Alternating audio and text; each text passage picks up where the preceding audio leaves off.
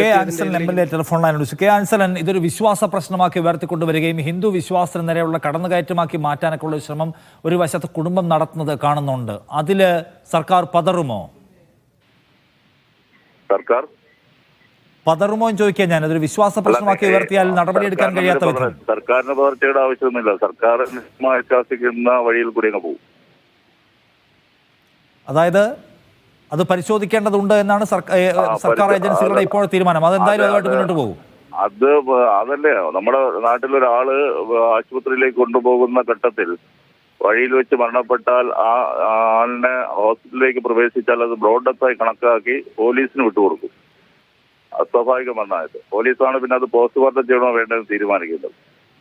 ആ നിയമത്തിനനുസൃതമായി എല്ലാ കാര്യങ്ങളിലും അതേ നിലപാട് തന്നെയാണ് എടുക്കേണ്ടത്. ഏതെങ്കിലും നിലപാടിനകത്ത് വിശ്വാസത്തിന്റെ മറപിടിച്ചുകൊണ്ട് വിട്ടുവീഴ്ച ചെയ്താൽ പിന്നെ ആർക്കും എന്തും എവിടെയും ചെയ്യാമല്ലോ.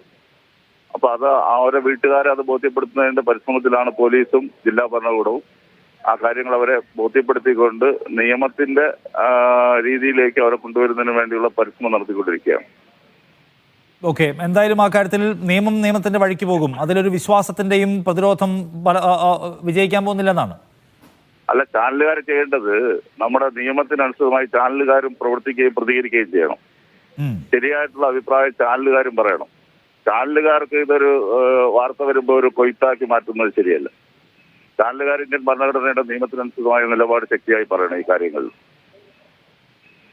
അല്ല, ഇന്ത്യൻ ഭരണഘടന അനുശാസിക്കുന്ന സംഗതികൾ പ്രകാരം അത് പരിശോധിച്ചേ മതിയാവും. ഗവൺമെന്റ് ഭാഗത്ത് ചെയ്യുന്ന കാര്യങ്ങൾ ചെയ്തോളും. അതിനൊരു ഗവൺമെന്റ് ഒരു വീഴ്ചയെ വരില്ല. ശരിയായ നിലപാടെടുത്തോളൂ. ശരി, താങ്ക് യു ശ്രീ ആൻസലൻ. എന്തായാലും ആ കാര്യത്തിൽ നിയമപരമായ നടപടികളുമായി മുന്നോട്ട് പോകുമെന്നാണ് അദ്ദേഹം വ്യക്തമാക്കുകയും ചെയ്യുന്നത്.